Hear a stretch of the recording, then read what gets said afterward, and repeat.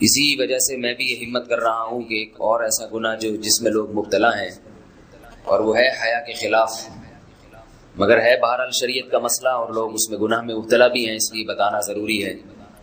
وہ یہ ہے کہ لوگ شادی کے بعد بھی آج کی نوجوان نسل زوجہ سے، بیوی سے غیر فطری طریقے سے ہم بستری کرتے ہیں، انٹرنیٹ پہ بیہودہ فلمیں دیکھتے ہیں، تو جو چیز انگریزوں کی دیکھ رہے ہیں کہ ان کے کلچر آہستہ آہستہ میڈیا کے ذریعے ہمارے معاشرے میں بھی آ رہا ہے۔ اللہ کے رسول صلی اللہ علیہ وسلم نے لعنت فرمائی ہے، ایک روایت میں ہے کہ اللہ اس کی طرف دیکھے گا نہیں کہ جو اپنی زوجہ سے پچھلے راستے سے ہم بستری کرے گا۔ یہ بیماری بھی، یہ گندگی بھی لوگوں میں پھیلتی جا رہی ہے، خاص طور پہ جن کو لڑکوں سے بدفعلی کی عادت پڑ جائے تو وہ زوجہ سے فطری راستے سے ہم بستری نہیں کرتے۔ اللہ نے فرمایا کہ نساؤکم حرث لکم، یہ تمہاری زوجات ہیں، بیویاں ہیں، یہ نسل بڑھانے کے لیے ہیں، تو اسی راستے میں انسان اپنی خواہش کو پوری کر سکتا ہے جس راستے سے نسل بڑھتی ہے۔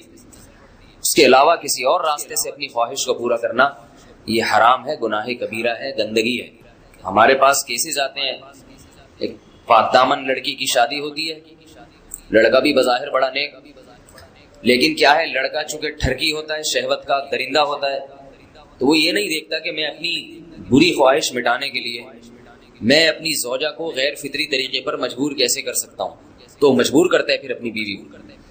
اس میں جو عورتیں زیادہ پاک دامن نہیں ہو، نیک نہ ہو، یا ان کو یہ ڈر ہو کہ طلاق ہو گئی تو ہم کہاں جائیں گے، وہ پھر اپنے شوہر کے ساتھ اسی غیر فطری طریقے پر آمادہ ہو جاتی ہیں، اور اس کا عذاب اور اس کا وبال یہ ہوتا ہے کہ کچھ دنوں میں ان کو بھی اسی کی لت پڑ جاتی ہے۔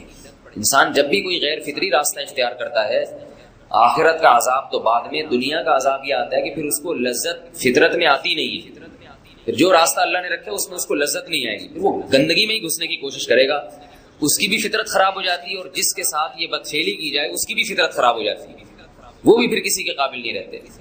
تو اپنے جان پر رحم کرنا چاہیے، ہم انسان ہیں، ہم درندے نہیں ہیں، ہم گھوڑے نہیں ہیں، ہم گدھے نہیں ہیں، ہم جانور نہیں ہیں، ہم انگریز نہیں ہیں۔ انگریز نے تو حیا اور شرم کی تمام حدود کو توڑ دیا ہے، وہ تو درندے بن چکے ہیں، ہم تو درندے نہیں ہیں، ہم تو حلال کھاتے ہیں، پاک صاف رہنے کی کوشش کرتے ہیں، تو ہم ان کی جو کلچر دیکھ کے ہم ویسے درندے بننے کی کوشش کیوں کریں؟ تو یہ بہت بڑا وبال ہے، بہت بڑی برائی ہے جو ہمارے معاشرے میں آہستہ آہستہ جڑ پکڑتی جا رہی ہے، اور اس سے بیماریاں بھی پھیلتی ہیں۔ غیر فطری طریقہ ہے، بیماریاں بھی پھیلتی ہیں۔ ایسے کیسز آتے ہیں کہ جناب مرد مجبور کر رہا ہے بیوی کو، اور وہ بیوی جو ہے ساتھ نہیں دیتی تو پھر اس کو طلاق کی دھمکیاں دیتے ہیں، ایسے کیسز بھی آتے ہیں۔ اور یہ بھی آتا ہے کہ مرد جب اپنی بیوی کو غیر فطری طریقے پر مجبور کرتا ہے، بیوی آمادہ نہیں ہوتی، تو مرد پھر یہ دھمکی دیتا ہے کہ بھائی میری خواہش تو تم سے پوری ہوتی نہیں ہے، پھر میں دوسروں کے پاس جاؤں گا۔ تو یاد رکھیں، جس عورت کا شوہر یہ دھمکی دے اس کو کہ میں زنا کروں گا اگر تم نے میری خواہش پوری نہیں کی غیر فطری طریقے سے، تو عورت اپنے شوہر سے کہہ دے کہ جاؤ تم کہیں اور جا کے منہ کالا کرو، تمہاری فطرت میں گندگی ہے تو یہ مجھے گندا بنانے کی کوشش نہ کرو، اس کو زنا کرنے دیں، وہ اللہ آخرت میں اس سے بھگتے گا۔ ہر بیماری کا اللہ نے علاج رکھا ہے۔ اللہ کے رسول صلی اللہ علیہ وسلم نے فرمایا، صحیح بخاری کی حدیث، ما انزل اللہ من داء الا انزل له دواء، کوئی بیماری ایسی نہیں ہے جو اللہ نے نازل کی ہو اور اس کے لیے دوا نہ رکھی ہو دنیا میں۔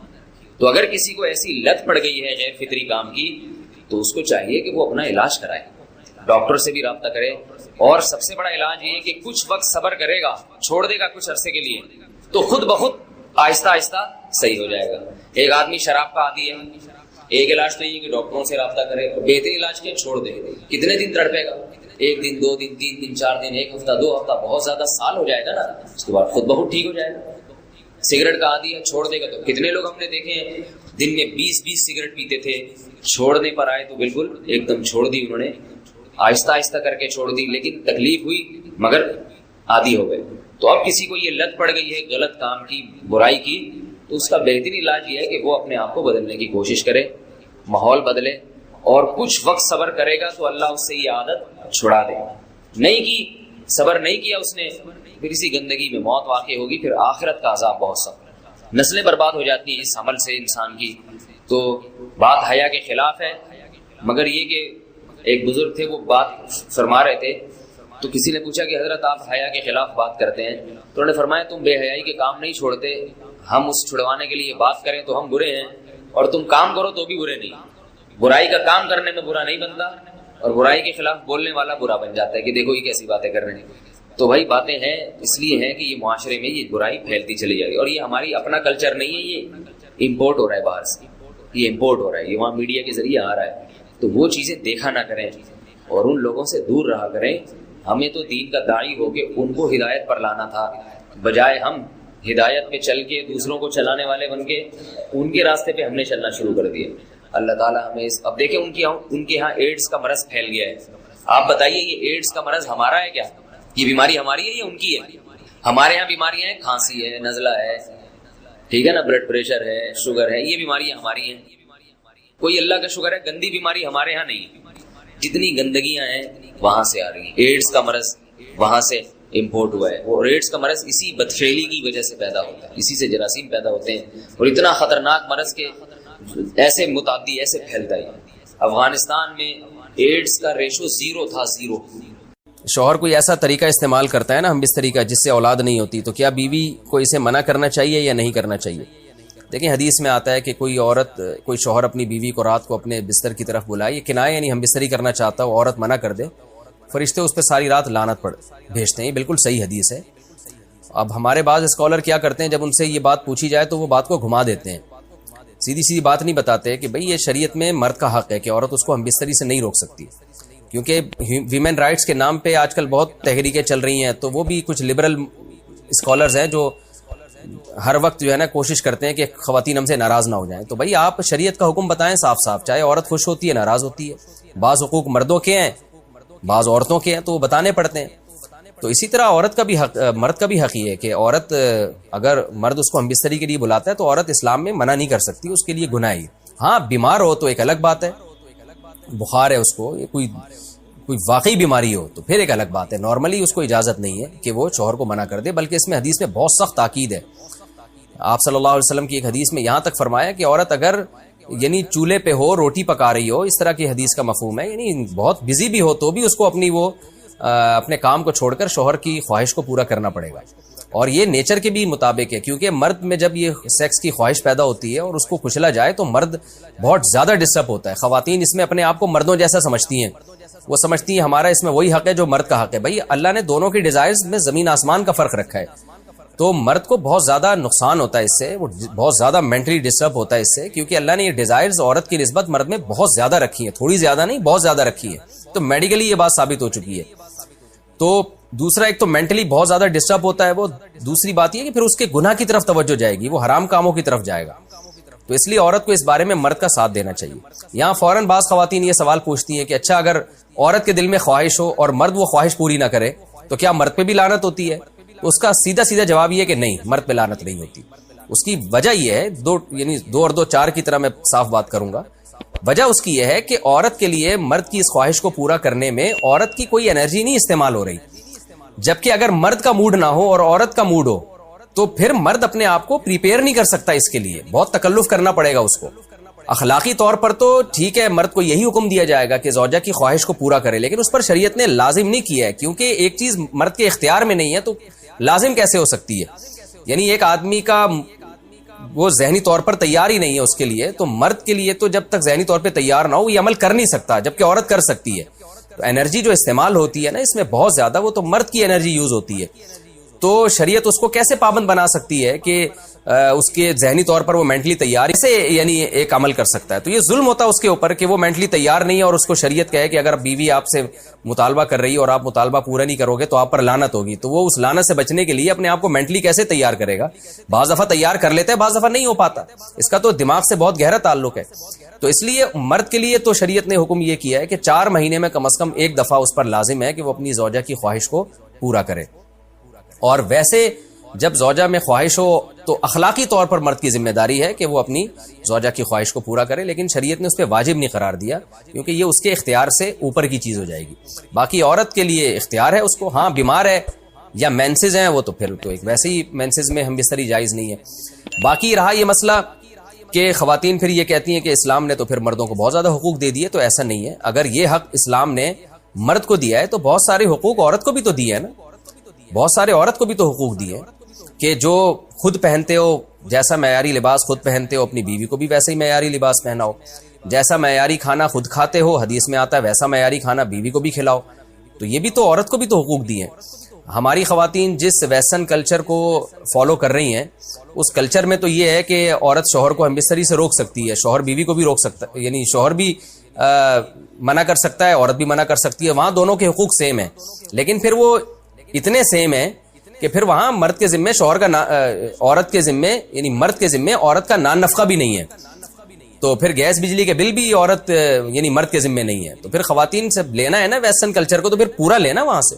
تو پھر شوہر کیوں گیس بجلی کے بل جمع کرا رہا ہے، بچوں کی اسکول کی فیسیں شوہر کیوں دے رہا ہے، شوہر نان نفقہ کیوں دے رہا ہے؟ تو جب اسلام نے کچھ حقوق عورت کو دیے ہیں تو کچھ شوہر کو بھی دیے ہیں. تو اسی طرح سے بیلنس ہماری سوسائٹی میں قائم ہوگا. تو اس لیے خواتین کو یہ نہیں کرنا چاہیے، کیونکہ بہت سی ایسی شکایتیں آتی ہیں جس میں مرد بہت زیادہ ڈسٹرب ہوتا ہے، پھر وہ ان کی لڑائیاں ہوتی ہیں، طلاقیں ہوتی ہیں. عورت اس کو نارمل لے رہی ہوتی ہے، مرد کے دماغ پہ شہوت کا ایک جنون چڑھا ہوا ہوتا ہے. جب بیوی اس کو منع کرتی ہے وہ بہت زیادہ مینٹلی ڈسٹرب ہوتا ہے، اور پھر وہ مار دھاڑ تک نوبت بھی آتی ہے، پھر وہ طلاقوں تک نوبت بھی آتی ہے. تو یہ بہت غلط چیز ہے. ہمارے نبی صلی اللہ علیہ وسلم نے جب عورت کو حکم دیا ہے کہ مرد کی خواہش کو، اپنے شوہر کی خواہش کو پورا کرے، تو اسی میں خیر ہے. عورت کو چاہیے اس وقت چاہے دل نہ بھی چاہ رہا ہو، اپنے شوہر کی اس خواہش کو پورا کر دیا کریں. اس کے وقتی طور پر تو آپ کو نقصانات نظر آئیں گے، لیکن لانگ ٹرم میں اس کے فائدے ہیں، اس سے گھر میں فائدے حاصل ہوں گے، اور اسلام کی مان کے چلنے میں ہی عورت کے لیے خیر ہے. رہا یہ مسئلہ کہ شوہر اگر کوئی ایسا طریقہ اختیار کرتا ہے ہم بستری کا جس میں وہ اولاد کو روکتا ہے، تو اس میں یہ ضروری ہے کہ بیوی کی پرمیشن ہو. وہ عورت کی پرمیشن کے بغیر یہ کام نہیں کر سکتا. تو کیونکہ اولاد دونوں کا حق ہے، اولاد کو روکنے کے لیے دونوں کی پرمیشن ہوگی تو اولاد روکی جا سکتی ہے. اگر دونوں میں سے ایک کی بھی پرمیشن نہیں ہے تو پھر اولاد روک نہیں سکتے. کی یادگار اپنے پاس رکھنا، کیا ہم اپنے مرحوم والدین کا کوئی سامان جو وہ استعمال کرتے تھے اپنے پاس محبت کے طور پہ رکھ سکتے ہیں، یا اس کا کو کسی غریب کو صدقہ کرنا لازم ہے؟ نہیں جی، مرحوم والدین کی جو بھی چیزیں ہیں وہ سب کے سب وراثت میں تقسیم ہوں گی. پھر جس کے حصے میں وراثت آئی ہے وہ یادگار کے طور پہ رکھ سکتا ہے، کوئی حرج نہیں ہے اس میں. یہ تو محبت میں ہوتا ہے ایسا کہ انسان کو جس سے محبت ہوتی ہے اس کی چیزوں سے بھی محبت ہو جاتی ہے. کوئی حرج نہیں ہے، رکھ سکتے ہیں، صدقہ کرنا ضروری نہیں. دوسری شادی میں دوسری شادی کو مینشن کرنا لازم ہے. کیا دوسری شادی میں نکاح نامے میں دوسری شادی کا لکھنا ضروری ہے، یا دوسری شادی کے وقت دوسری شادی کا بولنا ضروری ہے؟ عارفہ سلطانہ انڈیا سے. نہیں جی، نہ لکھنا ضروری ہے نہ بولنا ضروری ہے.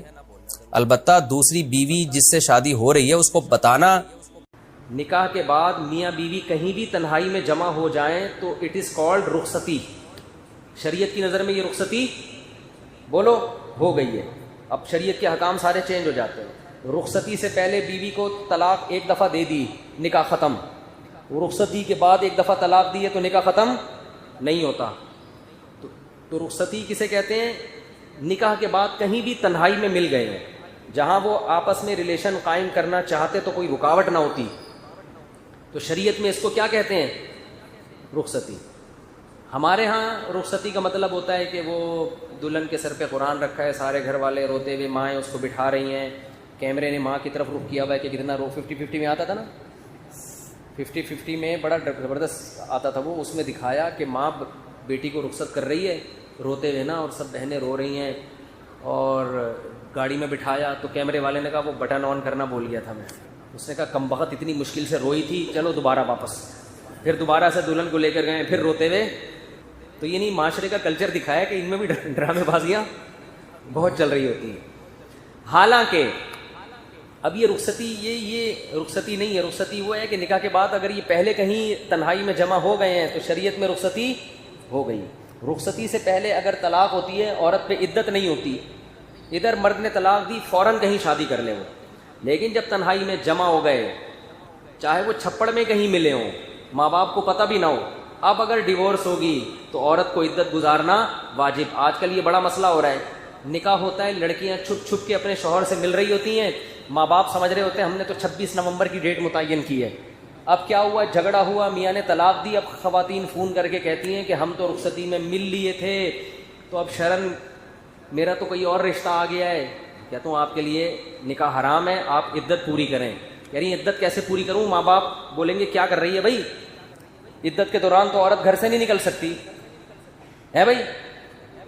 تو اب پکڑی جاتی ہیں. پھر ماں باپ کہتے ہیں بھائی یہ گھر میں کیوں ہیں اور ابھی فوراً شادی کر رہے ہیں، کیوں نہیں کر رہی؟ وہ کہہ رہی نہیں 3 مینسز. تو اس لیے چوری جو ہے نا وہ چوری ہی ہوتی ہے. تو ایسے کام کیا کرو جو بعد میں افورڈ کر سکو. بعض تو پھر اللہ کے غضب کو دعوت دیتی ہیں کہ اسی عدت کے دوران شادی کر لیتی ہیں کہیں اور, وہ نکاح ہوتا ہی نہیں ہے, کل عدم ہے وہ. تو رخصتی جب ہو گئی, میاں بیوی تنہائی میں جمع ہو گئے, پھر طلاق کے بعد احکام کچھ اور ہیں, رخصتی سے پہلے کے احکام کچھ اور ہیں. پورا مہر مرد پہ واجب ہو جاتا ہے رخصتی کے بعد. تنہائی میں جمع ہو گئے, مرد کے ذمہ مہر واجب ہو گیا. سمجھتے ہو؟ بہت سارے احکام ہیں. اگر رخصتی کے بعد چاہے وہ چھپ کے ملے ہوں, عورت کو حمل ٹھہر گیا, تو شوہر اگر انکار بھی کرے گا نا کہ یہ میرا نہیں ہے, تو شریعت شوہری کے کھاتے میں ڈالتی ہے کہ تمہارا ہی ہے.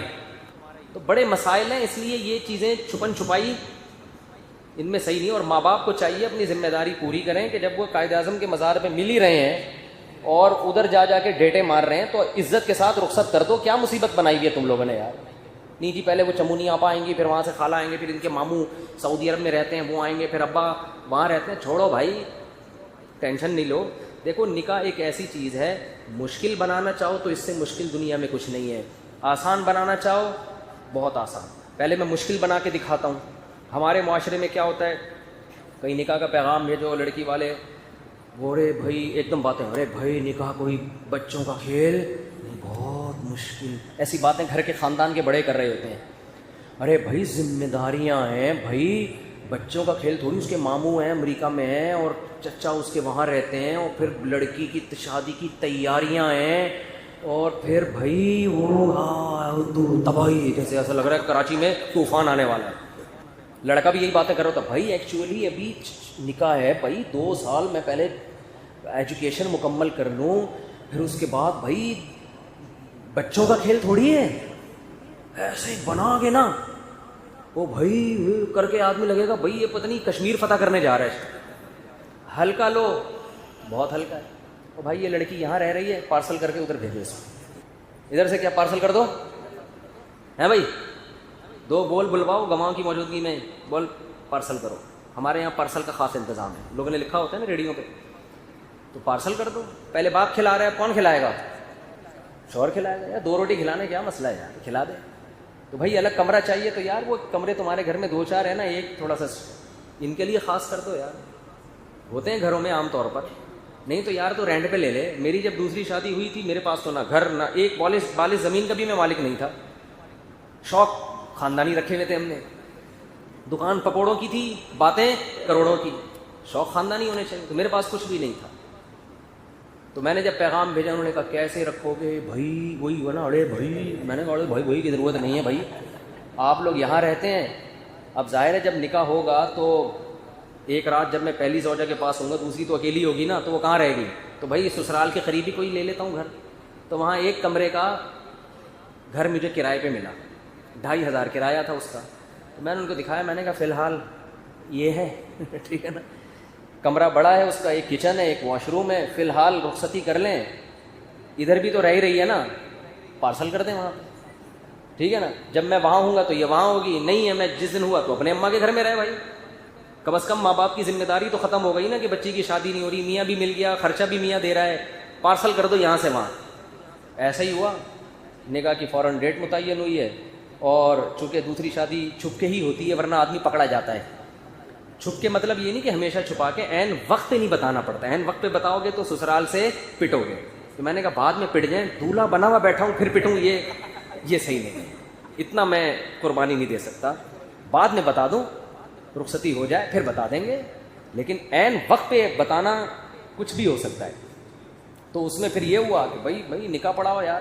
تو ایسے ہی ہوا, میں گیا, میں نے کہا بھائی میرے 2-4 دوست تھے, 2-4 جو بہت بہادر تھے وہ آ گئے. عین وقت پہ 8-10 بھاگ گئے. وہ انہوں نے کہا ہم نہیں پڑھتے بھائی اس معاملے میں. تو بیٹھے ہیں بھائی, وہی ہوا, نکاح ہو گیا, تو رخصتی ہو گئی, ہم لے گئے اس گھر میں. اور جب ہم پکڑے گئے, پتہ چل گیا بھائی 2 ہیں, تو جو بھی پٹنا تھا پٹ گئے. صحیح ہے نا. تو یہی ہوتا ہے, جس رات میری باری نہیں ہوتی, گھر والے اپنے والدین کے گھر میں. اس وقت کا سوچو. پھر ظاہر ہے جب انسان نکاح کرتا ہے تو اللہ کا بھی حکم پورا کر رہا ہے نا, تو اللہ نے بھی وعدہ کیا ہے کہ میں وسائل دوں گا. تو جیسے جیسے بچے ہوتے گئے وسائل بھی بڑھتے چلے گئے. پھر 1 کمرے والے گھر سے تھوڑے عرصے میں ہم